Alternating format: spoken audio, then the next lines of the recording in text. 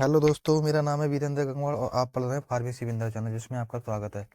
जिसका हमारा last lecture है lecture 6 B pharma first semester का unit first human anatomy and physiology का। तो आज हम बेसिक एनाटॉमी टर्मिनोलॉजी के बारे में पढ़ते हैं, ठीक है। तो हम पहले समझ ले बेसिक एनाटॉमी टर्मिनोलॉजी में क्या होता है।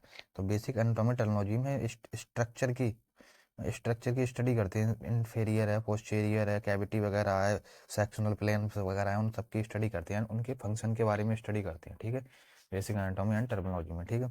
तो यही डेफिनेशन लिखा हुआ है। एनाटॉमी एनाटॉमिकल एक स्पेशलाइज्ड टर्म है जो यूज टू डिस्क्राइब करते हैं, मतलब वर्णन करते हैं human body structure and function की। मतलब फंक्शन जो उनके कार्य की हम वर्णन करते हैं इसमें, मतलब यूज करी जाती है, ठीक है। बेसिक एनाटॉमिक टर्मिनोलॉजी कहा जाता है, ठीक है। ये कितने प्रकार की होती हैं? 3 प्रकार की होती हैं। Directional term, sectional plans, body cavity, ठीक है। तो आज हमारा फर्स्ट है डायरेक्शनल टर्म। डायरेक्शनल टर्म क्या होता है? उसमें हम मतलब ये 4 प्रकार की होती हैं, ठीक है, 4 type. Superior, inferior, interior, anterior, posterior. Superior एक अपर पार्ट होता है बॉडी का, ठीक है।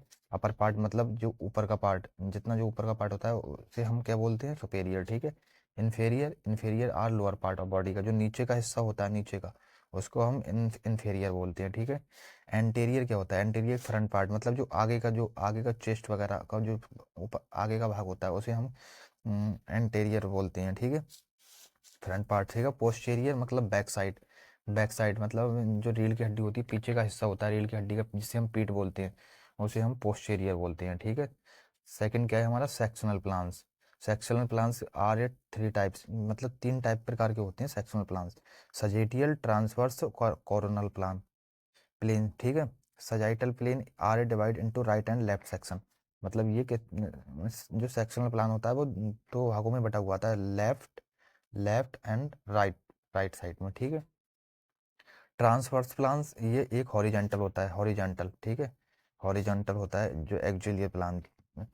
और मतलब this plane divided upper into lower part में, मतलब हॉरिजेंटल होता है ऐसे। हॉरिजेंटल किसको बोलते हैं? ऐसे को बोलते हैं।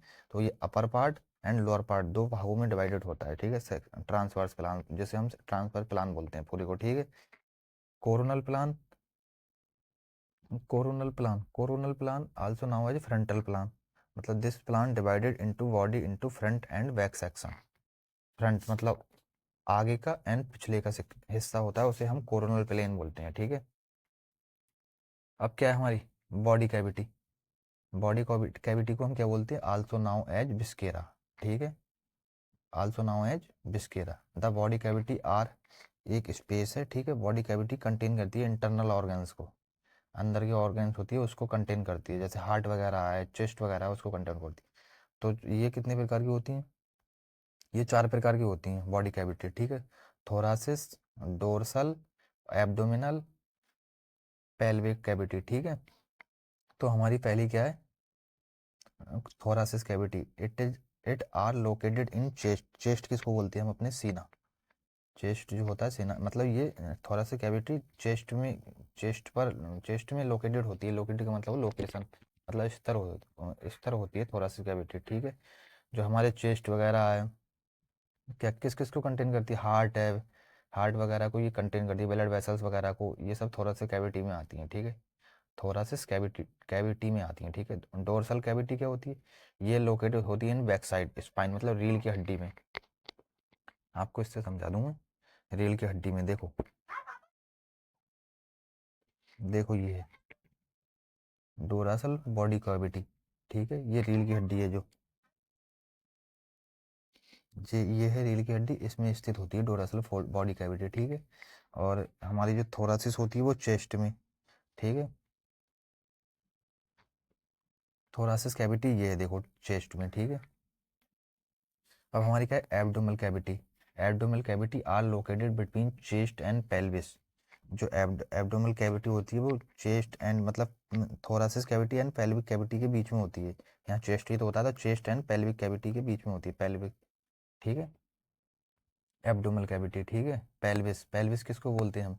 जिसमें हम मूत्राशय मतलब हमारा जो वेस्ट प्रोडक्ट स्तर होता है उसे हम पेल्विस बोलते हैं, ठीक है। एब्डोमल कैविटी कंटेन करती है मैनी ऑर्गन्स, मतलब किस किस को एब्डोमिनल कैविटी में कौन कौन से ऑर्गन्स आते हैं, जैसे स्टोमक है, लीवर है, पैनक्रियाज है, गालब्लैडर है, किडनी है एंड इंटेस्टाइनिस है।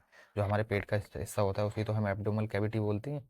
उसमें क्या क्या आते हैं, stomach, liver, pancreas, gallbladder, kidney and intestine. मतलब ये हमारा जो हिस्सा होता है, जिसे हम एक अपनी भाषा में मतलब हम बोलते हैं पेट, जिसमें हमारा सब खाना वाना जाता है, ये है देखो एब्डोमिनल कैविटी, ठीक है। इसमें होती है सब कुछ, इससे इंटेस्टाइन, गाल ब्लैडर वगैरह सब इसमें ही तो होता है, ठीक है। अब हमारी क्या है last, pelvic cavity. Pelvic cavity are located in pelvis. मतलब ये पेल्विस में लोकेटेड होती है, मतलब जहाँ पर हमारा मूत्राशय एंड मलाशय होता है। मलाशय मतलब जो हमारा वेस्ट प्रोडक्ट होता है, मूत्राशय में यूरिन वगैरह है, पेशाब वगैरह है, ठीक है। और ये जैसे हम मलाशय, आप तो समझ ही गए होंगे, ठीक है। दे कंटेन करते हैं यूरिनरी एंड रेप्रोडक्टिव ऑर्गन। किस किस को कंटेन करती है, यूरिनरी, यूरिनरी ऑर्गन्स, जो यूरिनरी ऑर्गन्स होता है उसको कंटेन करती है। एंड रेप्रोडक्टिव सिस्टम, जो रेप्रोडक्टिव सिस्टम होता है, जो प्रेगनेंसी के लिए रेप्रोडक्टिव सिस्टम होता है, जिसे हम पेड़ू बोलते हैं, वो सब इसमें ही होता है। ये होता है पेल्विस, होता है पेड़ू, पेड़ू भी पेल्विस को ही बोलते हैं, ठीक है। ठीक है, और रेप्रोडक्टिव ऑर्गन मतलब जो नीचे का हिस्सा होता है उसे रेप्रोडक्टिव ऑर्गन बोलते हैं, ठीक है। तो हमारा लेक्चर यहीं पे समाप्त होता है। तो धन्यवाद दोस्तों, आगे के लेक्चर में हम आगे आगे दिन से मिलते हैं, ठीक है।